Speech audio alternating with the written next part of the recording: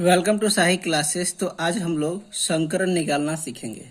कैसे संकरण निकाला जाता है, ये आपका एक इम्पॉर्टेंट टॉपिक है जो बहुत ही बार पेपर में पूछता है सवाल इसके ऊपर। तो चलिए हम लोग क्या करते हैं, संकरण निकालना सीखते हैं।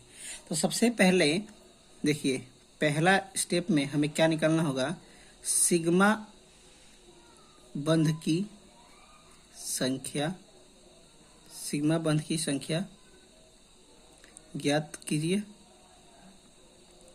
ठीक है, पहला स्टेप में क्या है, सिग्मा बंध की संख्या ज्ञात कीजिए।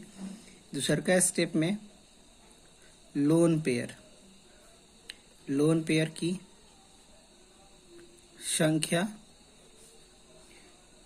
ज्ञात कीजिए। तीसरा का स्टेप में है कक्षकों की संख्या, देखिए कक्षकों की जो संख्या होती है वो जो होता है, जो यहाँ से सिग्मा बंध निकालने हैं उसकी सिग्मा बंध प्लस में यहाँ से जो है लोन पेयर, यानी जो हमने सिग्मा बंध की संख्या जो ज्ञात की है और जो लोन पेयर की जो संख्या ज्ञात की है, दोनों को क्या कर देंगे, जोड़ देंगे तो क्या आ जाएगा, कक्षकों की संख्या आ जाएगा। चौथा है स्टेप, यहाँ से संकरण बताओ। ठीक है, यानी सबसे पहले किसी का भी संकरण निकालना है तो सबसे पहले हमें सिग्मा बंध ज्ञात करने पड़ेंगे, लोन पेयर ज्ञात करने पड़ेंगे, फिर कक्षकों की संख्या निकालने के लिए सिग्मा बंध प्लस में लोन पेयर करेंगे। ठीक है, और उसके बाद जब लोन पेयर कर देंगे तो जितना कुल मान आएगा फिर उससे हम लोग क्या करेंगे, संकरण को बताएंगे। ठीक है, तो एक चीज और याद रखिए, एस में केवल एक कक्षक होता है। क्या होता है, एक। पी ऑर्बिटल में केवल आपका यहाँ पे 3 कक्षक होता है। डी में 5 होते हैं, 1 2 3 4, 2 4 1 5। और एफ में जो होता है आपका वो आपका 7 होता है, 1 2 3 4 5 6 7, 2 4 6 1 7। ठीक है, यानी एस में एक कक्षक, पी में 3, डी में 5 और एफ में आपके कितने होते हैं, 7 होते हैं। ठीक है, तो चलिए एक उदाहरण के माध्यम से हम लोग क्या करते हैं, संकरण को निकालना सीखते हैं। ठीक है, तो हमारे पास देखिए क्या है, BeH2 है। एग्जाम्पल नंबर 1 बात करते हैं। BeH2 में Be का संकरण ज्ञात करना है। किसका ज्ञात करना है, BeH2 में Be का संकरण ज्ञात करना है। तो देखिए इसमें सबसे पहले हम लोग क्या करेंगे, BeH2 की संरचना बनाएंगे। तो देखिए Be, एक H इधर हो गया, एक H आपका इधर हो गया। ठीक है, तो अब देखिएगा, तो हम सिग्मा बंध क्या होता है कि जहां भी एक एकल बंध रहता है वहां पे एक एकल बंध, वहां पे एक सिग्मा बंध। तो यहाँ पे एक एकल बंध बना हुआ है तो यानी यहाँ पे एक सिग्मा बंध है, यहाँ भी एकल बंध है तो यानी यहाँ पे सिग्मा बंध है। अच्छा, Be देखिए, तो Be की परमाणु संख्या कितनी होती है, 4 होती है। तो जिसका इलेक्ट्रॉनिक विन्यास करेंगे तो 2,2 आएगा। तो यानी इसके ऊपर बाहरी कक्षा में 2 इलेक्ट्रॉन, तो एक तो इधर एक इधर हो गया है, यानी इसके ऊपर लोन पेयर तो है ही नहीं है। तो अब यहाँ पे देखिए सबसे पहले सिग्मा बंध की संख्या कितना आया, 1 और 1 2। लोन पेयर कितना आया, 0। लोन पेयर है ही नहीं है बी के ऊपर। अच्छा, अब देखिए कक्षकों की संख्या निकालना है, कक्षकों की संख्या। तो कक्षकों की संख्या निकालने के लिए क्या पढ़े हैं, सिग्मा बंध प्लस में लोन पेयर, सिग्मा बंध प्लस में लोन पेयर। देखिए सिग्मा बंध कितना आया है, 2, लोन पेयर कितना है, 0, यानी कितना आ गया हमारे पास टोटल कक्षकों की संख्या, 2। अब इसका संकरण बताना है। क्या बताना है, संकरण। क्या बताना है, संकरण। तो यहाँ पे देखिए कक्षकों की संख्या कितनी है, 2 है। तो थोड़ा सा ऊपर देखें, पहले वाले में एक हो गया, एक दूसरे का, यानी एक S और एक P। 2 कक्षक है ना, तो एक S का कक्षक हो गया, एक P का कक्षक हो गया। तो इसका संकरण क्या हो जाएगा, SP हो जाएगा। यानी BeH2 में Be का संकरण क्या है आपका, SP है। ठीक है, और SP के लिए आपको पता है कि आकृति कैसी होती है, आकृति जो होती है वो होती है रेखीय होती है। ठीक है, आकृति जो होती है क्या होती है, रेखीय होती है। अच्छा चलिए एक और उदाहरण लेके हम लोग करते हैं, इधर ही लेते हैं उदाहरण, दूसरा का नंबर इस पर है BF3 है। क्या है, बोरॉन 3 को फ्लोरीन के साथ लगा हुआ है। तो अगर इसकी संरचना हम लोग कुछ बना के हैं तो देखिए F F F कुछ इस प्रकार से 3 गो लगा होगा। क्यों? क्योंकि देखिए बोरॉन जो होता है, बोरॉन की परमाणु संख्या 5 होता है, इसका इलेक्ट्रॉनिक विन्यास करेंगे 2,3, तो 3 को बाहरी कक्षा में इलेक्ट्रॉन, एक इधर हो गए, एक इधर हो गए, एक इधर हो गए, 3 को फ्लोरीन के साथ जुड़ गए। अब देखिए 3 को एकल बंध बना हुआ है, यानी इसके पास क्या है, 3 को सिग्मा बंध है। क्या है? 3 को सिग्मा बंध। तो सिग्मा बंध देखिए कितना हो गया, 3 को, और 3 ही इलेक्ट्रॉन थे बोरॉन के पास, तो लोन पेयर तो एक भी नहीं है, तो लोन एलपी कितना हो जाएगा, 0 हो जाएगा। कक्षकों की संख्या, कक्षकों की संख्या हम लोग निकालते हैं। कक्षकों की संख्या जो निकालना होता है वो हम लोग क्या करते हैं, सिग्मा प्लस में एलपी करते हैं। तो देखिए सिग्मा कितना निकला है, 3 प्लस में 0, कितना आ गया कक्षकों की संख्या, कक्षकों की संख्या कितना आ गया है, 3। अच्छा कक्षकों की संख्या 3 आ गया है, तो देखिए पहला एक कक्षक, दूसरा तीसरा, यानी एस में 1, पी में 2, 3 को कक्षक आया है ना, तो 3 को आया है, तो देखिए पहला, दूसरा, तीसरा, तो यानी कक्षकों की संख्या में, तो यहाँ से संकरण क्या मिल गया हमें, संकरण में एक एस में भरे हैं, 2 पी में, तो sp2 संकरण हो जाएगा। क्या हो जाएगा, sp2 संकरण हो जाएगा। ठीक है, क्या हो जाएगा, sp2 संकरण हो जाएगा। अच्छा एक और उदाहरण लेते हैं हम लोग, देखिए एक और उदाहरण हम लोग लेते हैं, CH, उदाहरण नंबर 3 है, CH4 में कार्बन का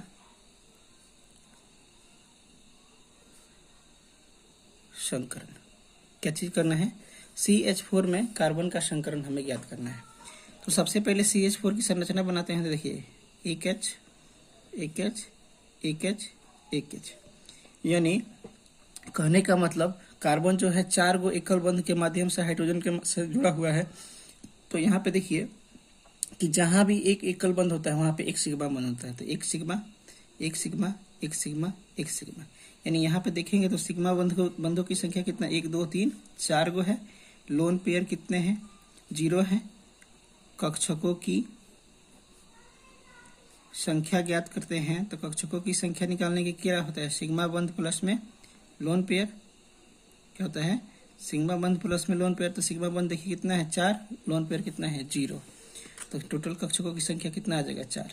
तो अगर संकरण ज्ञात करना है, क्या करना है, संकरण, तो देखिए 4 गो है, तो पहला जाएगा S में, फिर 4 गो है, P में कितने होते हैं, 3 गो, तो बाकी के 3 गो हो गए P में, तो sp3 इसका संकरण क्या आ जाएगा, इसका संकरण कार्बन का कितना आ गया, CH4 में कार्बन का संकरण क्या आया, sp3 संकरण आया। ठीक है, वहीं अगर मैं एक और क्वेश्चन लेता हूं, इधर एग्जाम्पल नंबर 4, C2H4 में